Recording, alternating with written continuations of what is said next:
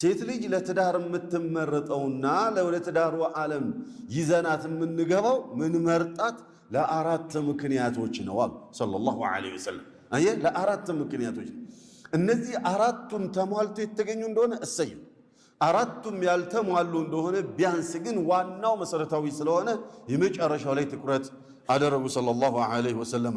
ለማሊሃ ለብሯ ልትመረጥ ትችላለች፣ ለሀብቷ በብዛት ትዳር የምንመርጠው ከሀብት ጋር ሲያያይዘን በቃ ለምን መረጥካ ሲባል ቢኮዝ እሷ እንደዚህ ናት ሀብት አላትና ኢላኺሪ እዛ ላይ ተመስርቶ ትዳር ይመጣል። ለሀብት ብቻ ተብሎ የተመረጠ ትዳር ጥቅማዊ ይሄ ዝም ብሎ የጥቅም ጉዳይ የቁስ ጉዳይ ስለሆነ ጥቅም ደግሞ አብሮ ይቆያል ወይ አብሮ ላይ ቆይ ይችላል። ያ ሀብት ሊኖር ይችላል ላይኖር ይችላል።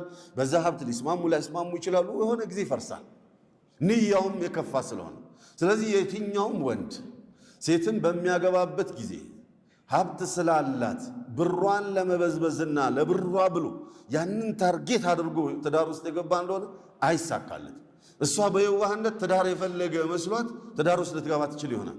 ነገር ግን እሱ ፈልጎ የመጣው ብሯን መብላትና ያንን ብሯን መዝረፍ ዓላማ ታሳቢ አድርጎ መጥቶ ከሆነ አይሳካለትም። ሱነቱላህ ንያው የተበላሸ ስለሆነ መጀመሪያ ንያው ስለሚታይ ኢዘን ወሊጀማሊሃ ሁለተኛው ውበቷ ነው። ውበት የሚባለው ነገር ሐቢቢ እስልምና ሃይማኖት ወሊጀማሊሃ ለውበቷ ትመረጣለች አለ። ለውበቷ ትመረጣለች። ውበትን ግን ወጥ አላደረገው። እኔ በጣም ሞናሊዛ ቆንጆ ናት ብዬ የምላት ሴት አንተ ጋር እዚህ ግባ ላትባል ትችላለች። አንተ በጣም ቆንጆዬ ናት ብለህ የመረጥካት ሴት እኔ ጋር ፉንጋ ልትሆን ትችላለች። ስለዚህ ውበት የሚባለውን ነገር በሚያየው በእይታው ላይ የተመሰረተ አድርገው። ሱብሓነላህ ሕክመቱላሂል ባሊጋ ውበት የሚባለው ነገር በሆነ ነገር ተቆጥሮ የተወሰነ ነገር ቢሆን ኖሮ ያ ሰላም በቃ ውበት ይሄ ነው ተብሎ ቢባልና ሁሉም በዛ ላይ የሚስማማ ሆኖ በነበር ያንን ነገር ያልያዙ ሴቶች ውበት የላቸውምና አይመረጡም ነበር።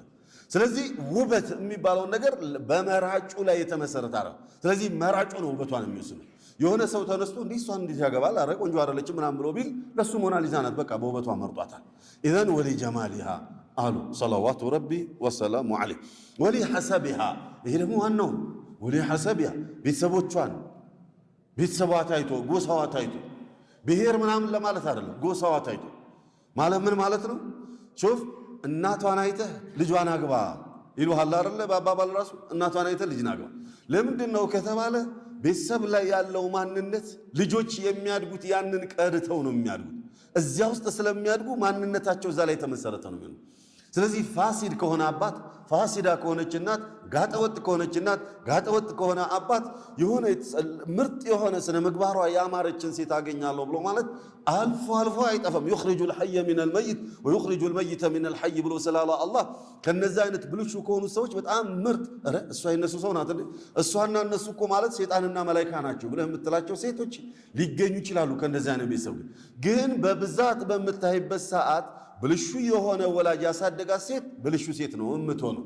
فلذلك ነብዩ ሰለዋቱ ረቢ ወሰላሙ ዐለይሂ ወሊሐሰቢሃ የሷን የዘር ሐረጓን አይተህ ስታበቃ ጎሳዋን አይተህ ስታበቃ ወላጆቿን አይተህ ስታበቃ ለዚያም ምረጣት አለ። ثم قال ولدينها አራተኛውና የመጨረሻው ለዲኗ ነው የምትመረጠው አሉና ሌሎቹን ዝም ብለው ነው ያለፉት። ሊማሊሃ ወሊጀማሊሃ ወሊሐሰቢሃ ዝም ብለው ነው ያለፉት። ወደ ዲኑ የመጡ ጊዜ ሰለላሁ ዐለይሂ ወሰለም قال فاظفر بذات الدين تربت يدك ዲን ያላት ጋር እሷ ጋር እንትን አድርግ ያኒ እሕርስ እሷን ለማግኘት እሷ ላይ ትኩረት አድርግ። እሷን ምረጥ። ውበቱ ባይኖራትም ሀብቱ ባይኖራትም ቤተሰቧ ዝም ብሎ ቢሆንም በቃ ዲኗን ያየህላትና በዲኗ የመረጥካት እንደሆነ እሷ ላይ ተስገብገብ፣ እሷን ምረጣት። እምቢ ካልክ ግን ተሪበት የዳክ አመዳፋሽ ነው የምትሆነው። ውጤቱ የከፋ ነው የሚሆነውና በኋላ ነዳማ ሊከተል ስለሚችል ዲን ያላትን ምረጥ አሉ ሰለዋቱ ረቢ ወሰላሙ ዐለይህ። ኢዘን